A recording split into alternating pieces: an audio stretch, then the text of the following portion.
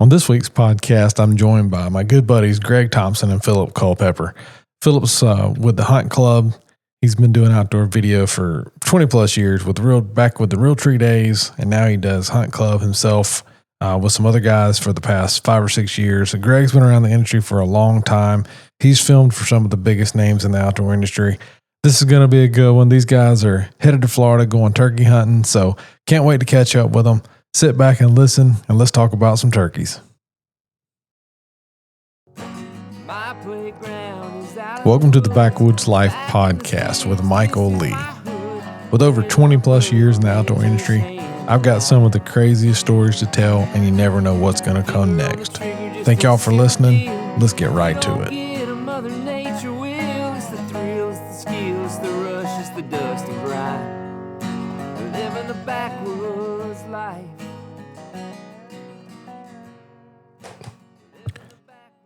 What's up, everybody? Welcome to Backwoods Life podcast, and I think it's episode 111.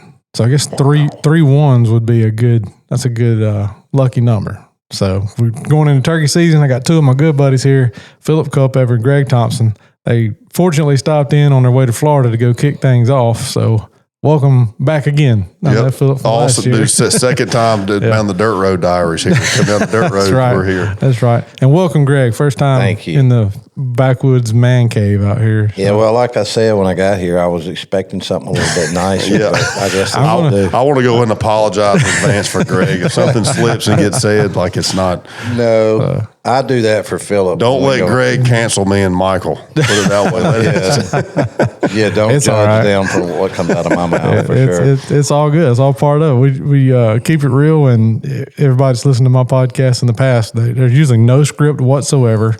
And we just kind of wing it for however long we want to talk. So, well, that's the way it should be. Hitch it up. Good one. Here we go. But thank you for having us. No, man, thank y'all for taking time to stop in. It's becoming an annual stop on the way down to Florida. So. Well, that's a lot of people don't realize I'm really not far from Florida where I live, and I'm only a few miles off of I-75. Right. So most time when people are going anywhere, for the most part, unless you're coming from the eastern seaboard or Texas, you come right through here. If you're on 75, you got to come within a few miles. Yeah. Yep. So right. glad y'all can make a few minutes to stop in, and like I said, turkey season starts for y'all Saturday. Yep. Going down to South which Florida. is weird because I was talking to my wife about it last night, just looking at stuff, and obviously we'll probably get into the Facebook stuff later on, just memories that pop up. But like, I was like, man, a week ago, on the first a year ago, we were killing them down there, opening day. But seems late from being, in parts of the country is super early, but it's about a week late from what it typically is, pushed back the way the date falls. So we're excited. And what's crazy, like this year's the weather's been just weird. I mean, it's crazy. It could be cold as out for a week and then 80 degrees. And I've been in Tennessee, man, and it's like been 75 degrees. Yeah. I'm like, man, it needs to cool off. Turkeys, because they're going to be, they're strutting going. They're going right now here. No doubt. I mean, I've seen a few, but I hadn't been in the woods much, man. I just been between the trade show stuff and traveling and trying to make sense out of the first of the year. Right. I hadn't even been in the woods much, So anyway, with all that being said, been watching the trail cameras pretty hard, and they're starting to get with it. One thing on our place in Georgia, we have a ton of jakes this year. Really? I mean, it's insane. It's going to be a horrible thing for turkey season. Right. Yeah. Well, next year. So you're saying next year come hunt. Yeah, next year y'all come hunt with me next year. This year, we rolled the dice, but we got enough to get by. So, we got a good crop in Tennessee up there, so it'll be. We got a wad that we had a pile of jakes last year, so I'm hoping they stick around. Yeah, that's the thing. With Georgia being Georgia, they decided to make the season a week later and knock our limit from 3 to 2, and you can't shoot them in the same day anymore, right? Because we don't have any turkeys, right? Well, 2-year-olds make great videos. Oh, I love it. I'm not prejudiced. I know y'all. I'm not prejudiced. 2-year-olds are great for your self-esteem too. Exactly. Yes. Make me feel real good about my abilities. Right. That's right. Because I'm a terrible caller. Yeah. I just got to go with somebody who knows what they're doing. That's right. it. That's right. Or you do like me. I watch trail cameras enough that I'm like, all right, if I get out there about 8 o'clock and set up in that food plot, he's going to be there about 9. Exactly. That's the best turkey hunter out there. Is one that sits ahead of the turkey. There's no doubt it's a game changer. I mean, like I said, but it even helps you obviously probably kill stuff, but it helps you just on your intel and keeping stuff for folks who don't have a big wood lot or something that keeps the pressure off of them, where you're not just burning through the woods. Yeah, that's for sure. And then, we were talking about before we started the podcast. My wife shot one here behind our house last year. Trail camera 100% got him killed. Right. He wasn't. I'd heard him gobble a few times, but he wasn't one just got out there and like, oh, he's there today, And I don't have but 10 acres, so they right. They Well, and it's a lot easier to gear it down and kind of slow things down when they're you got intel they're there. So. Yeah, when he walked by that trail camera at 7 p.m., right. I was like, he's gonna be there in the morning. That's right. So, but anyway, so what part of Florida y'all headed to?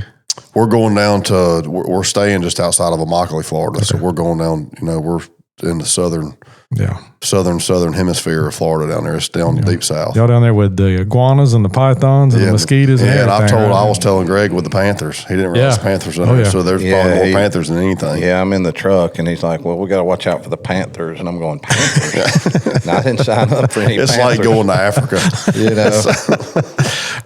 I got a buddy from Montana years ago that went last minute. He came on a hunt down there with us, and man, and he was from Montana with Onyx, and man, he was like came last minute and came down there, and man, you could have literally blindfolded him, dropped him out of an airplane in the middle of Africa, and he would have known no difference.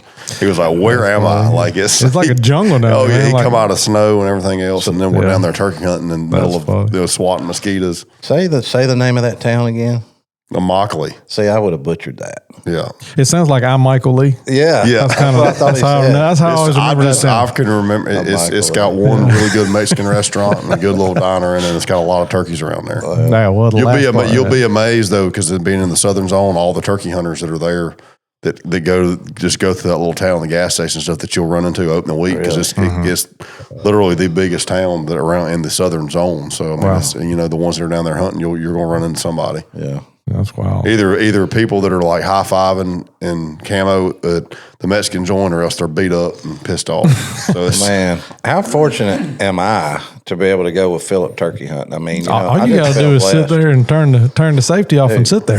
Phillip gets it done. This is one of them conversations that'll take a twist, because I know where it's going. No, we've already talked about it, because he was already, because Greg's done a ton of filming over the years, and gone with a lot of people, and we've got a lot of history going and doing things together. And his wife was even talking to him like, "Man, who do you get into it with more? Obviously, when you're around a lot of people, do you butt heads with?" And she was just saying this is going to be a good trip because you and Phillip get along great, And I said, well, we do for the most part, but I have no expectations of going on this trip and not getting my ass chewed at some point, because Phillip gets locked in, and anytime we take somebody new or just to get their first turkey, I don't care if it's a kid or a grown man or a woman, and I just tell them up front, look, it's not personal, because it's going to get probably.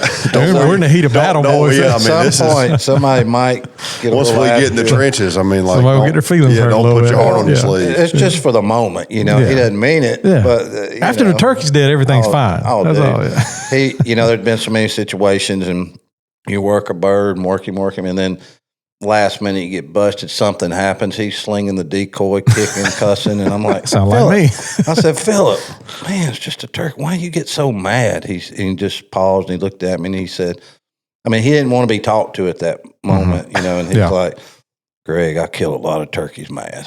He said, we were in trouble one day, and he was like, man, I'll tell you what, he goes, I feel like we could get more video stuff if you didn't get so pissed off. And he was like, you just get so pissed off, I don't even know what to say to you. This has been years ago. And I was like, Greg, I've killed a lot of turkeys pissed off. Yeah, you're right. It's like, I know I've learned kind of when to say something and just when to shut up. Now ain't the time. And he's told me now ain't the time. Yeah.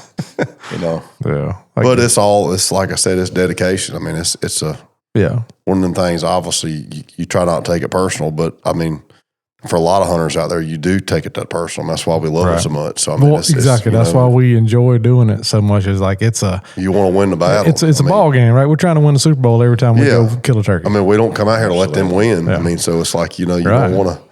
I can promise you, this isn't a let them win group. So no, there ain't, and we're not ones that's going to he don't look big enough. Right? Yeah, it's going to be Phillip, I think a lot of his success, he just doesn't give up. I mean, there's no give up in his turkey game. It's daylight till dark all day. He just don't quit. And rightfully so. I mean, it's sometimes like flipping a switch. As you know, there's nothing, then boom, one gobbles, and you're least expecting it, and just try to make it happen. Which how fortunate. I mean, obviously, me and Greg go way back, and how fortunate am I to have somebody like this in this situation, knowing how hardcore we're going to be, because you should.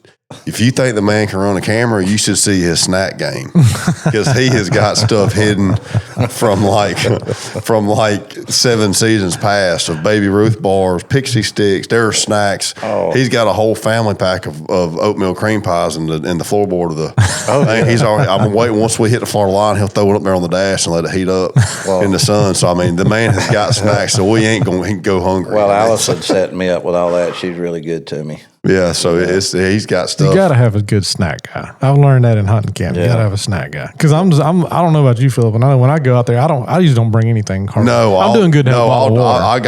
I've got normally a really good solid bag of pork rinds and some Coca-Colas, and we'll go and but I get to go start running on adrenaline, and at night I'll be dumped. But then Greg, in the meantime, Greg or Ethan's got to go back and do the dirty work and keep people occupied. And how we going? Well, Phillip won't eat. I mean, he just doesn't eat.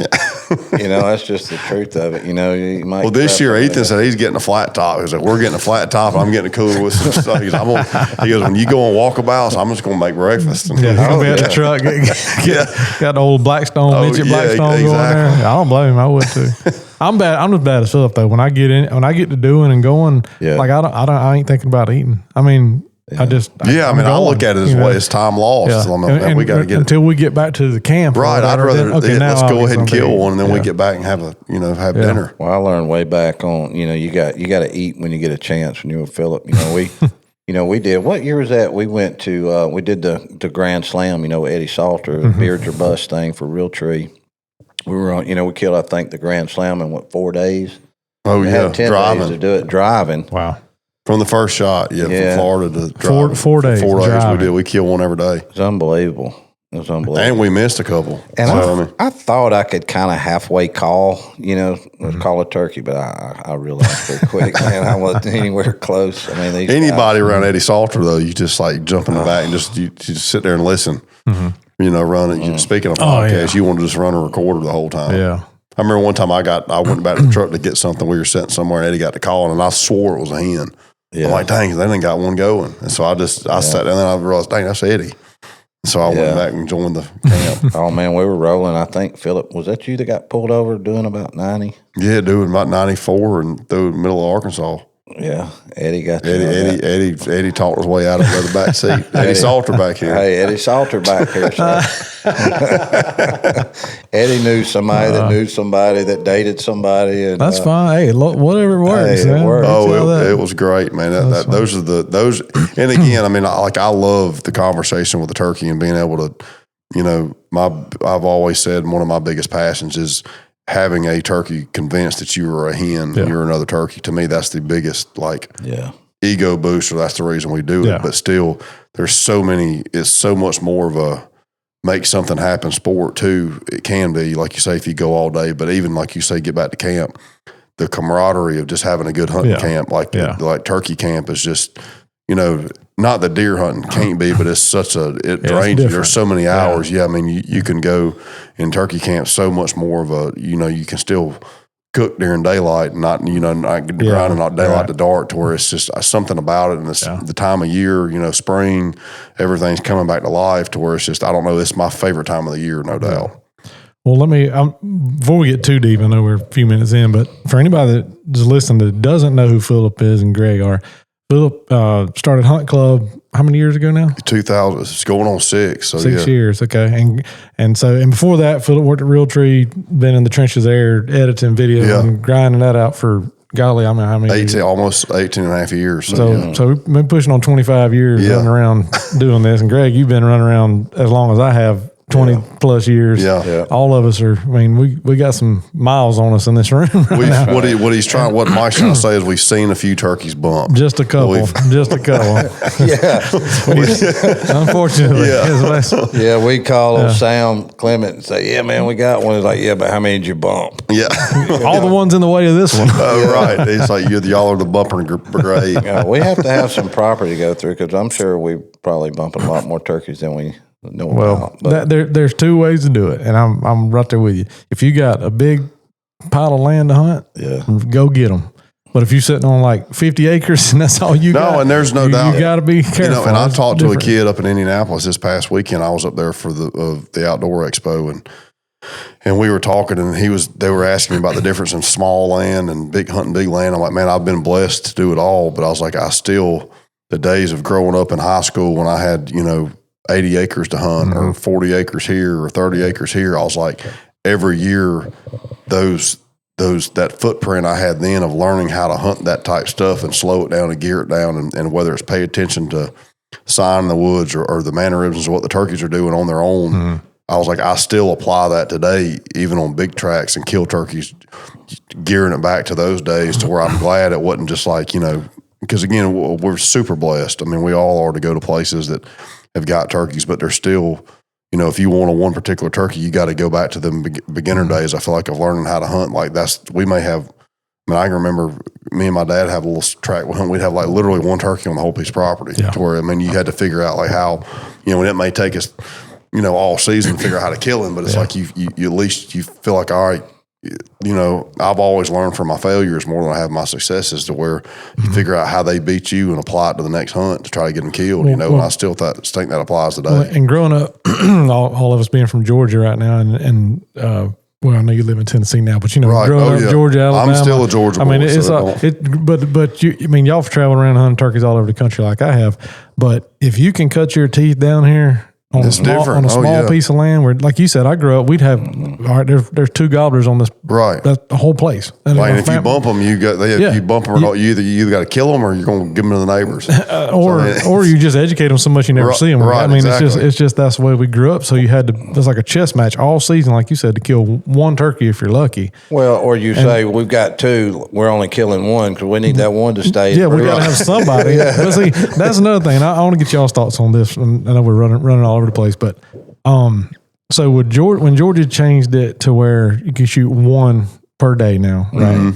So we're sitting there, hypothetical, we got a double come in or a triple, and we kill one, or if we got somebody with you, kill a double, and you got that lone survivor is what I call them. Right. Have y'all experienced those turkeys they get educated in almost PhD?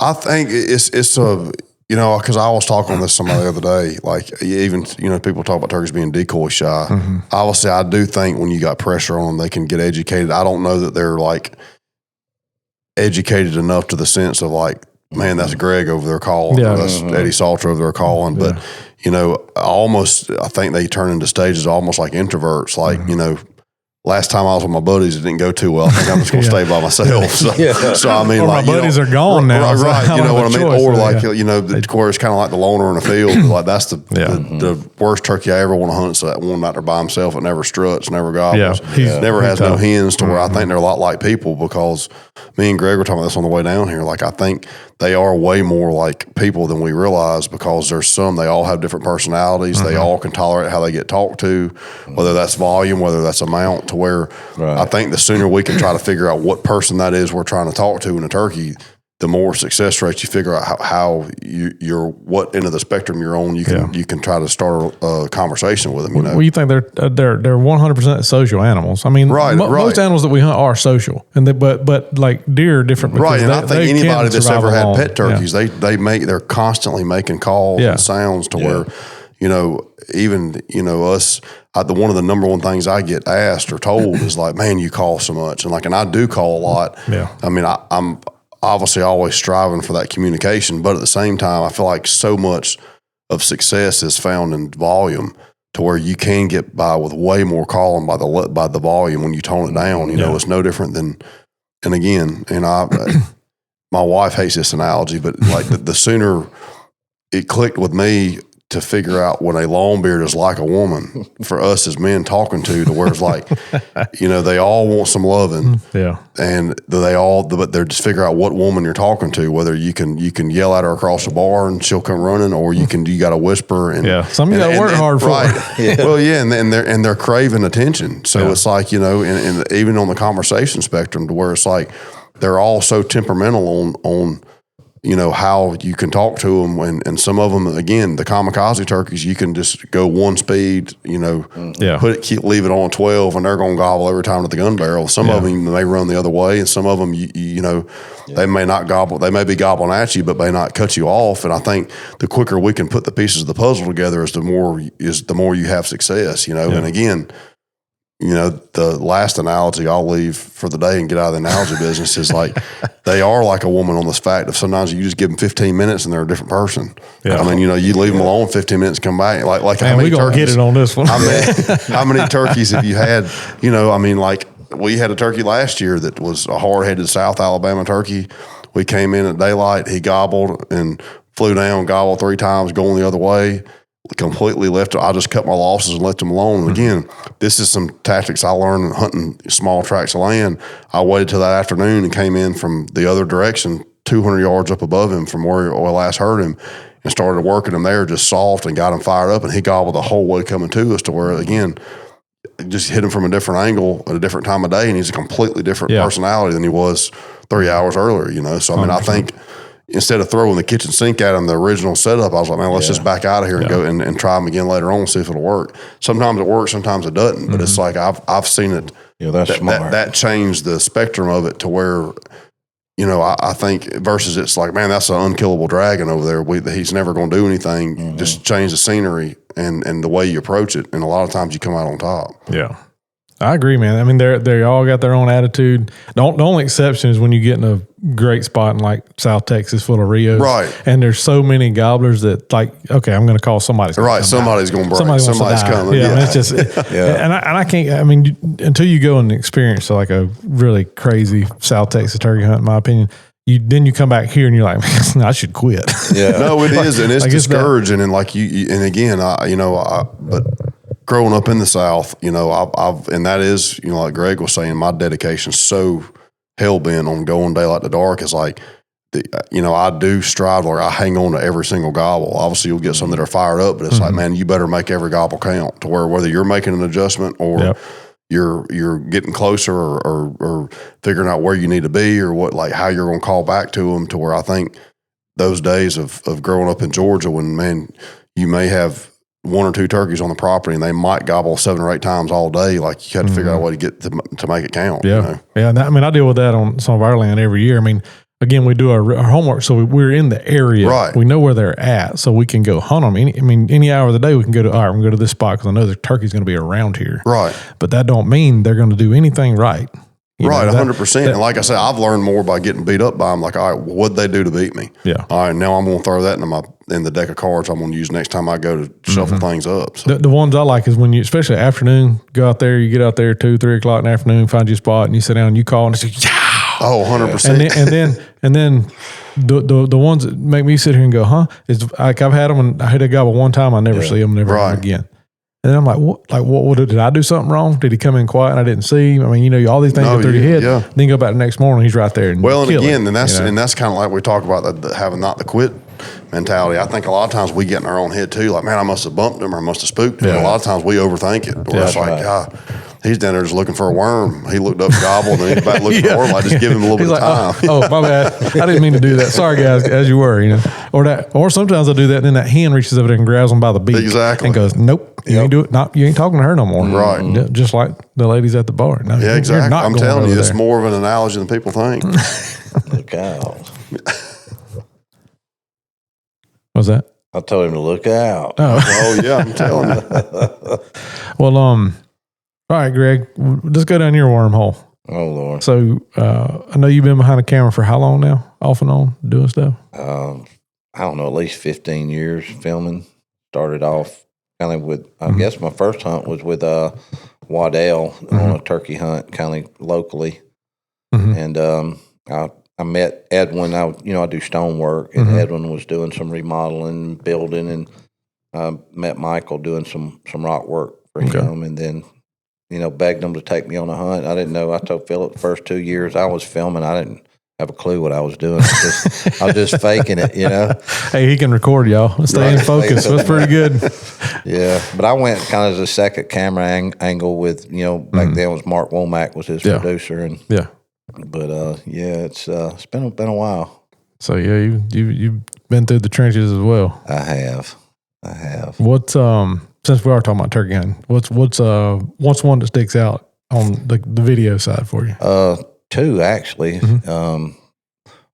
Well, I've had a lot of good hunts with. I've filmed a lot of people in the industry and that, but two different little girls, which Ava Rose isn't so little anymore. Yeah, she's grown up on us. But filming with his niece Ava Rose for several years, and just watching her grow up and her excitement, and one particular hunt we called that bird in shed on that Dale Earnhardt hat, turn around backwards. I mean, literally called him up, to the barrel, and it was just a great hunt. And then Harper's hunt, we were talking about that. We had my buddy Tom Montgomery's little girl, her first turkey. Oh man, we that poor young. Well, she had missed earlier. We finally got on a bird and missed. She was just sad and disgusted. How old's Harper? Like, I think she's 11 now. About 11, she was like 8 then. Yeah. But she just hung in there like a trooper, man, all day. And believe me, when you go on with Phillip, you got a hard day. You don't want to go the next day. but we didn't give up, and we got on a bird, and she got her turkey, and it was just just the way it happened, and crawling and getting up and getting in position and getting the bird's attention, him coming in, and Phillip trying to coach her through it. Get the gun on him, get your finger on the trigger, and I'm just kind of like freehanded at that point. I had to leave my tripod behind because we're trying to get to it, and just the excitement of her and Tom. He kindly stayed back, her dad, and he came out, and she was crying, he was crying. I got choked up. I'm a real sentimental person, but I think out of all the people I've ever from Eddie Salter on down, it's probably those two little girls. Yeah. And that's what it should be. It is just awesome. I mean, don't get me wrong, every one of them. And this was another thing I was going to ask, and I forgot about it earlier. So I'm 20 whatever years into the filming and filming and being filmed and the whole 9 yards of that. I'm almost now. I don't even want to go hunting by myself, really. Like I don't. You almost feel like it's like a duty to take somebody. Well, it's not even that. It's almost like I'm at the point now, which been blessed to do way more stuff in my life than I ever thought I would ever imagine when I started this. Turkey, deer, not the whole 9 yards, but it's almost now if I go by myself, and I do go by myself. Don't take it like I just stay at the house. But when I go by myself, it's almost like if this happens, I don't have anybody to share it with. Right? Like, does it? You know what I mean? It doesn't mean as much. Yeah, it is. Yeah, and there's times I try to like once a year go by myself just to almost have a, almost like a therapy getaway. Just a reset. Reset where I just like it don't even, and I'm a tenth of aggressive as I normally am with somebody because I feel like when you're on the clock with somebody, you got to get them, You're almost being a guy. Yeah, you're like, look at this. I got a job to do. But no, it is, and even like I love just taking new folks to where it's get them into the sport. Whether they're young or old, just to let them experience it and then figure out if they want to do that. Going forward, how they want to do it.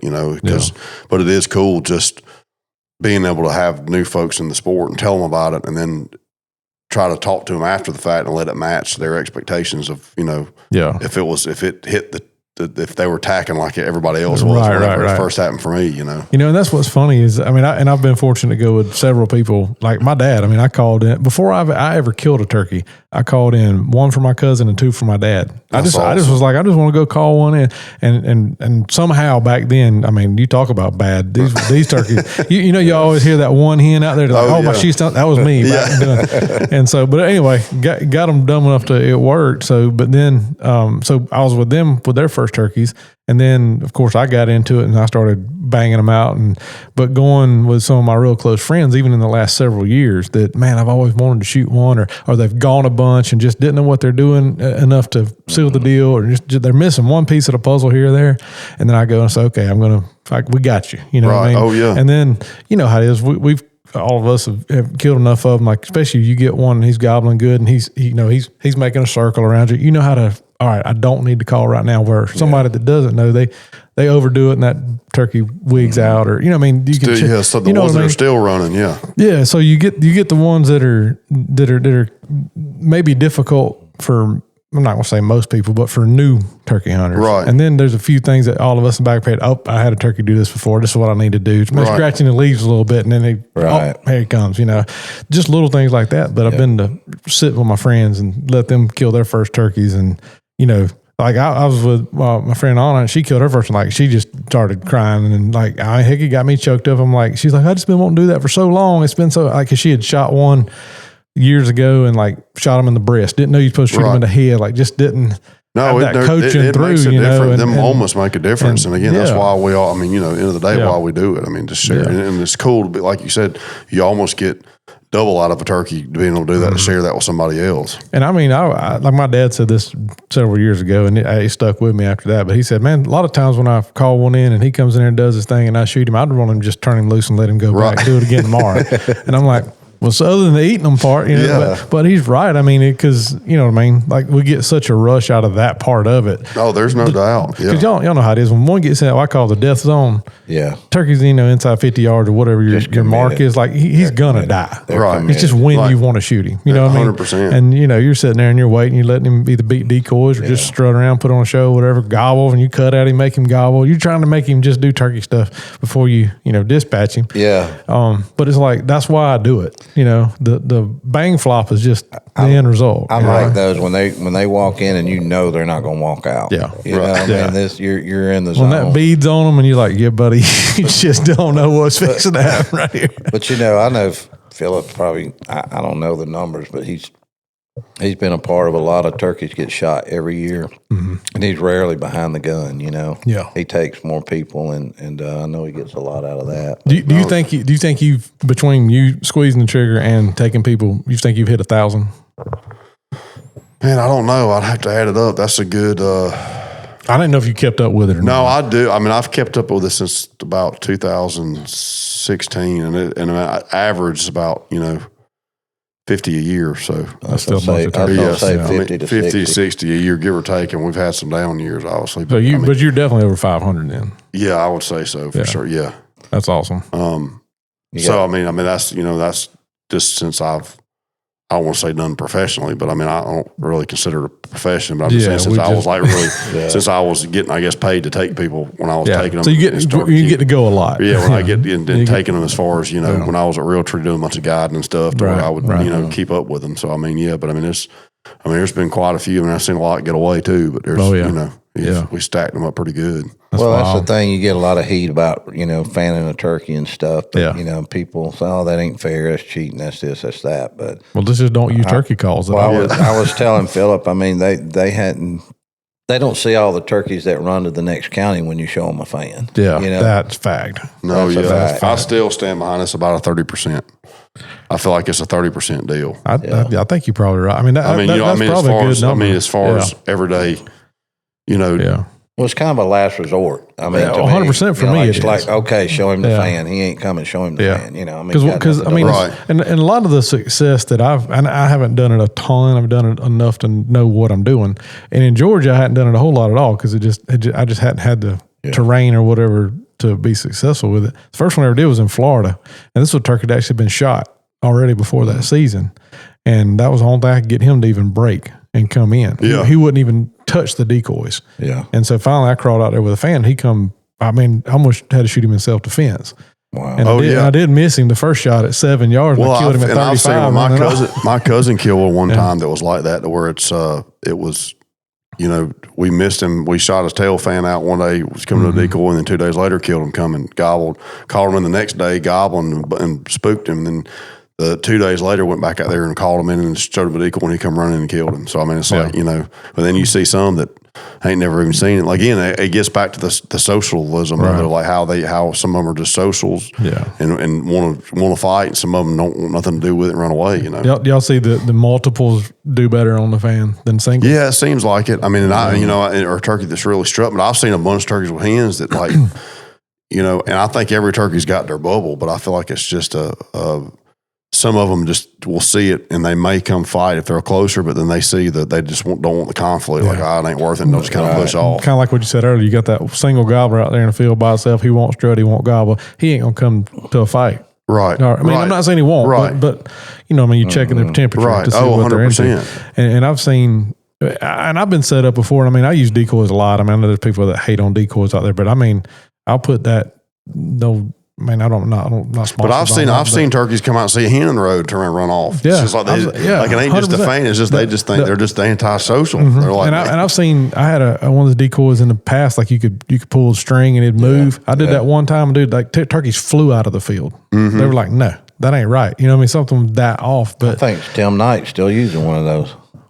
The old fan, Ralph. Ralph. Yeah. I've hunted over them things a few times. Tim killed a lot of turkeys with that. But again, then talking about Tim, like he's probably killed more turkeys with a bow than anybody since the Indians were around, right? Oh yeah. I'd give him that. Like, well, and no blind, you know. That's the thing. Exactly. So He just, I mean, and kudos to him. Like I'm telling you right now, I tried bow hunting turkeys. Me and that don't get along. No, I'm actually going to try it. We're going to Florida. I'm going to try to do it and put it behind me. I've killed one with a bow, and we're going to do it. Or I'm going to try it.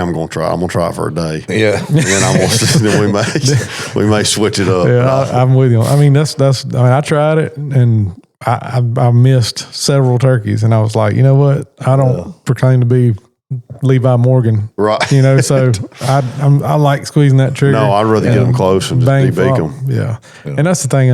But where I was going with the fanning though was that most of the ones I've ever done and it worked is because the turkey's out like in the middle of a pasture or a field. He's got hens. You can call to him and he'll sit there and maybe gobble to you all day. Right. And I've sat on them before and just worked my way around field edges through the woods and figured out which way they're coming in the woods, and then I'll work him in. 100%. Like, and a lot of it's even a time thing. Like, I feel like, okay, we can't use a fan. Or if you can't use decoys, all right, so go to, what's the other option? It's just being hunting. Right. It's just adapting. Right. Figuring out what to do next, and I don't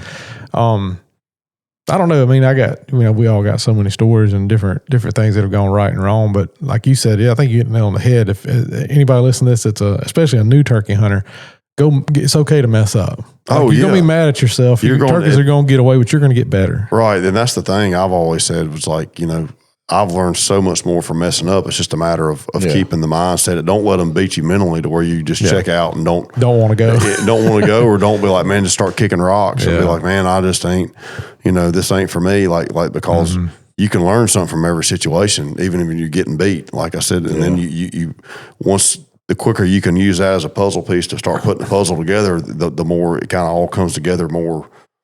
Obviously not every time, but like I said, the more you screw up or mess up, the more different varieties, ways that you can use those pieces of puzzle to come out on top. Yeah, and you never know when you're something that you messed up on is gonna happen in the moment. It's like playing a sport. Right. You screwed up. You made a bad throw to first base. Well, next time you catch that ball, you're like, all right, I know what I did wrong last time. Yeah. This is just second nature. Like things are just going to click for you. 100%. And knowing your woods is probably the biggest thing. But two, just being able to figure out those situations. On the fly, that's the biggest. Whether it's set up, whether it's I mean, like I said, that's just comes with just being seasoned. And how many times have you been sitting there and go, okay, y'all, just pick up and go, and then you stand up and right. Gotta sit back down. I mean, you never know when it's going to happen. And I'm with you, man. Like, as long as the sun's up, these turkeys doing turkey stuff. Right, you doing there, something. Just keep your head in the game, and like I said, pick it when you can go, and try to, like I said, as tough as it can be, stay positive on it, and just keep applying those lessons learned, and try to, if you apply them to every situation you're in. So flipping gears with that, so you guys start Saturday. And when will be your last turkey hunt of the year? Do you know right off top? I know we'll be going at least till the end of the third week of May, probably the last week of May.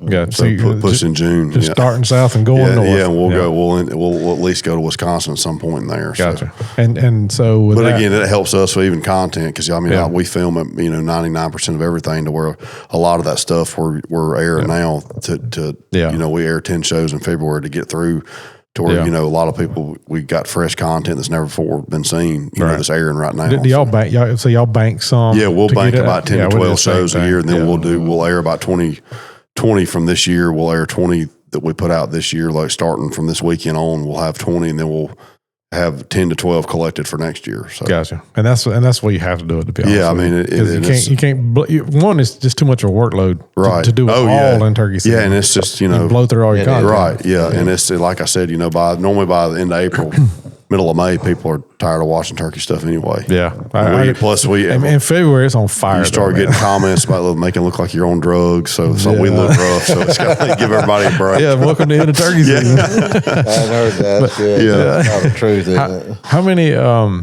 So if starting Saturday through the end of May, how many days quote off you think you'll get? Like where you're not going to go turkey hunting? Man, I don't know. Like not many. Easter. I take Easter a couple of days around Easter, be with my family, and then you know, some days you wake up praying for rain. Yeah, it's just I need rest. You're like, man, what gets me let's is have a steak night and let it rain.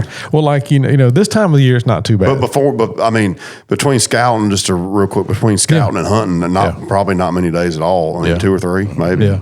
Well, and that's the thing people don't realize is how much time it goes into it, especially when you're not just hunting. I'm not going to the same farm and hunting the same turkeys every day. I mean, it's a moving target everywhere you go. To keep a leg up, you gotta, you know. Yeah, you're going places where people may, you know, got some homework for. Like, all right, fill up this backfield. Usually got some turkeys in it or whatever. Oh, yeah. And then you just got to go figure it out. Well, and you know, even when you go, you know, again, I've been blessed to do what we do between filming and being able to travel the country. But I mean, you look at it too, and taking a lot of folks. If it's, you know, I do give a lot of time to sweepstakes and charities and stuff like that, to where, you know, those people you take, it may be 3rd week of March, 4th week of March, 1st week of April, 2nd week of April, and that's their first hunt. Yeah, you know, they don't, you know, and it may be our, you know, 2nd week of April might be our 5th, 6th week doing it every single day, but like you got to stay, you know.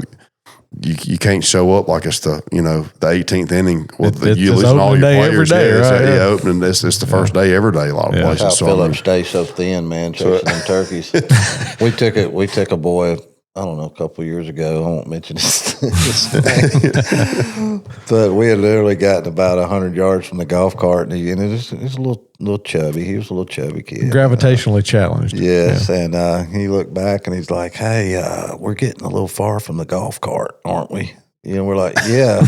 We're going about a mile to go after a gobbling turkey, you know. But I remember he got hung up in a downfall or something, trying to get over it. Phil's like, come on, pick your feet up. Well, we ended up killing him. We literally went about a mile 3/4 on that little walkabout. I know. But I mean, again, I like the ones you can kill right off the back porch. But I'm prepared to go. Do that. No, I'm prepared to go whatever you got to do to get them. That was what I was going to say a while ago. You know, start this time of the year, it's not terrible on you because the days are shorter.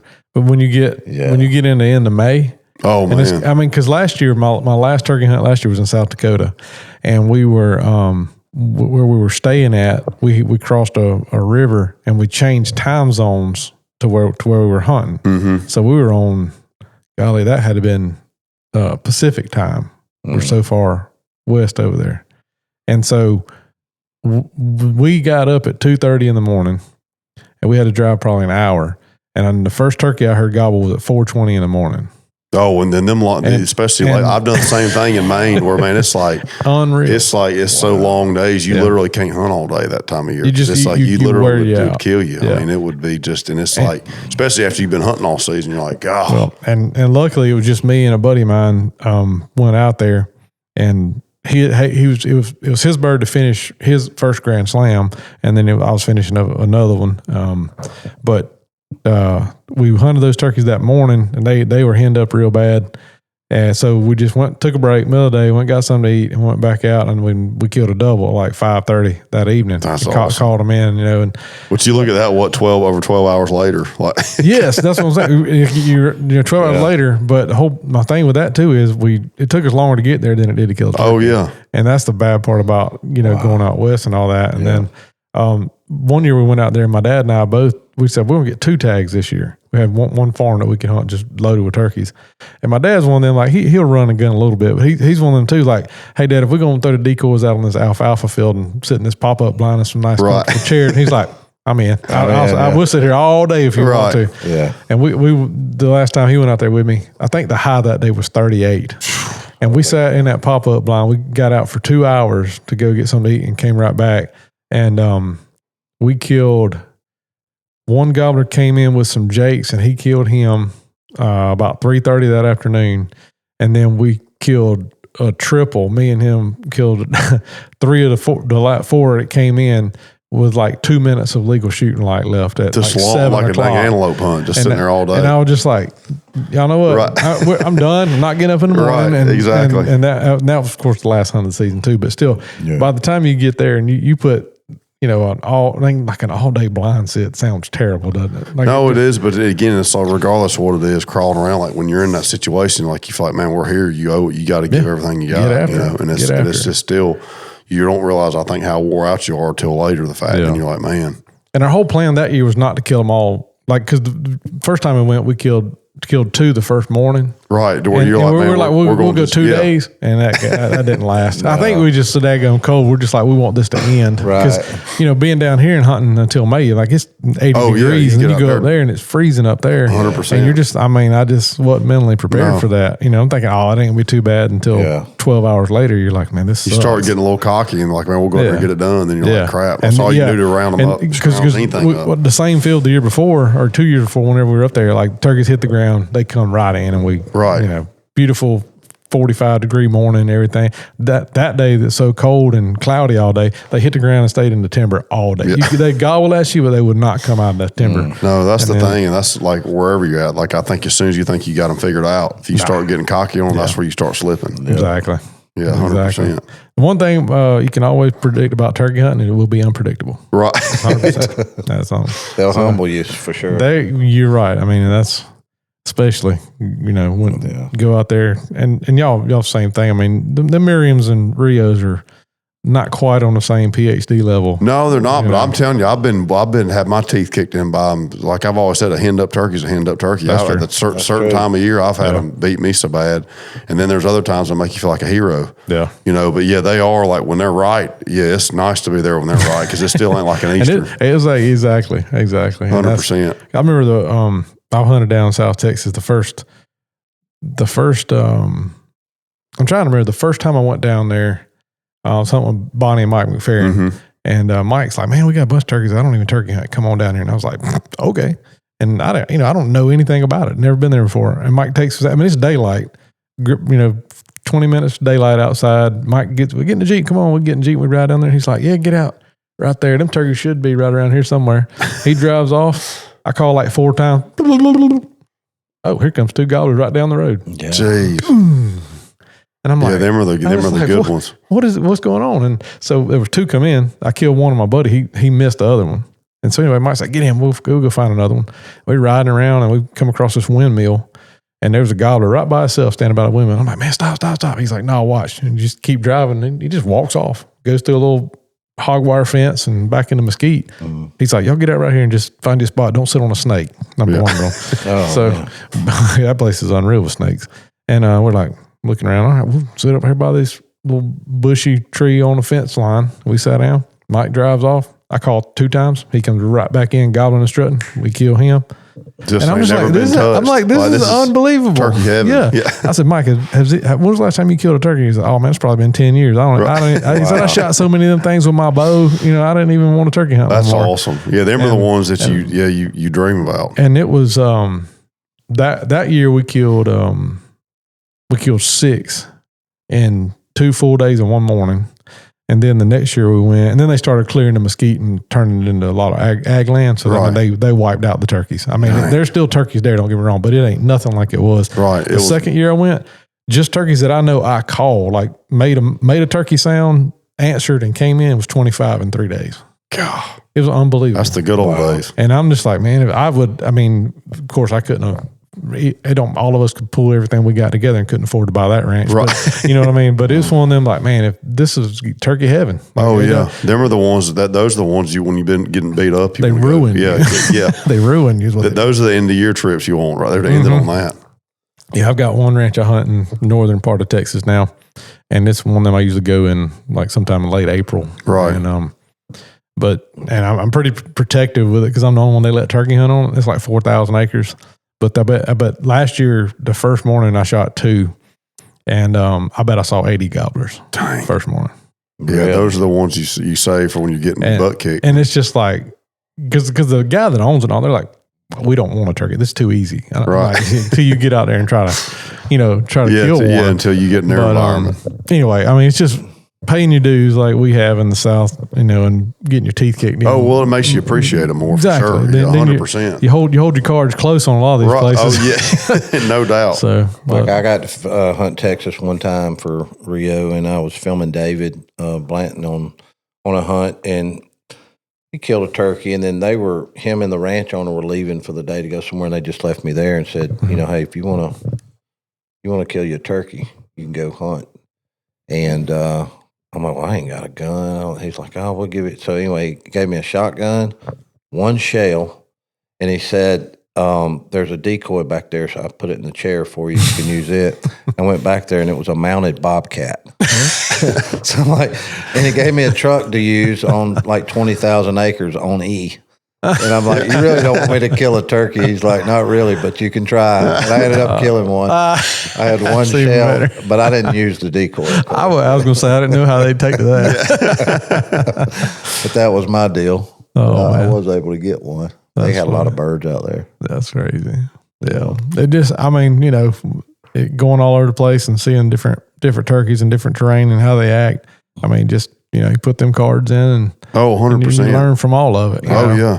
What you learn in Minnesota or Montana, whatever, it might work in Georgia. You just never know. Well, like I said, turkey's a turkey. Like, whether it's good or bad, when they're henned up, I don't care where you're at in the country, a henned up turkey's a henned up turkey. When the window's right and they're working right, it's the same thing. So. Yeah. I'm just thankful Phillip kept me around for a little while. Yeah. I told him, I said, man, I just want to go do it. I ain't even worried about making money. I just want to make more memories, Yeah. And because we've had some great times. Yeah, that's where I'm at with this whole thing, man. I've accepted the fact I'm probably not going to kill a bigger deer than what I have. Yeah, killed multiple bearded birds and some nice turkeys, right. And I don't care about none of that. I guess younger days I was kind of like, oh yeah, I just want to kill the biggest whatever. And now I'm just like, man, I just want to hang out, have a good time, want to be in camp. I'd rather watch y'all shoot turkeys now. I mean, don't get me wrong, I'll get my trigger time every once in a while, scratch that itch, but I don't have to kill all of them. Right. You know what I mean? No, I'm with you on that. Just 100%. go along, because everyone that comes in and you're there, you said I could have killed him. Right. So that's right. That's all that matters. Same difference. Been part of it, That's right. Like back in the country goes hunting days, none of us hardly ever got to shoot anything. Oh yeah, 100%. So we were just taking people, just taking folks, and that was just as fun. I mean, because a lot of them guys, especially all the and again, you're introducing a lot of them folks ain't never even done it. They didn't even know which end of the gun was right. Right, exactly. No, but I filmed Billy Currington down there one year, and he just wanted to look for arrowheads. I showed him kind of what you were looking for and stuff, and he finally found one, and that's all he wanted to do. So you created the wrong creature. No, I know, right? That's like I went with Aaron Tippin one time years ago, and I think he shot every shell he had before he killed a turkey. He was hitting every tree around him, but that's what made it fun. Never forget that one. That's stuff you talk about. Exactly. So I don't know. We kind of said we pass it on however we can, no matter how old or how young. 100%. We had some good times down there. Country goes home. Oh yeah, no doubt. A lot of years. That was the good old days for sure. Yes, sir. Well, fellas, I appreciate y'all hopping in here today, and shoot, man. About an hour up on this thing, so we might as well wrap it up. And, well, like I said, we can do one. Yeah, we'll do one mid-season or something, even if we're from location. So yeah, we'll do something. I appreciate you having us. No, I'm glad y'all can stop in. Sure, always good catching up and telling stories. I'll let you know when Greg said about that whole no pay deal. I'll probably get an invoice about something. I'll just give him a check. You don't want money? Give him a check. I'll write you a check. Just pay me in donuts. Right. Well, Well, y'all check out Hunt Club. I know Phillip's on every social media platform, especially and YouTube. Rolls out everything on YouTube. Heck, y'all once or twice a week now? Yeah, we got about 2 shows hitting a week now, so y'all check us out, Hunt Club. So yeah, I promise y'all see some good turkey stuff, and maybe one day we can all get in the woods absolutely. together. Yep. We needed to get behind the yard bird here in the back. So watch, these days are numbered. He don't know it yet. That's right. All right, boys. Thank y'all. Thank you, buddy. Thank you.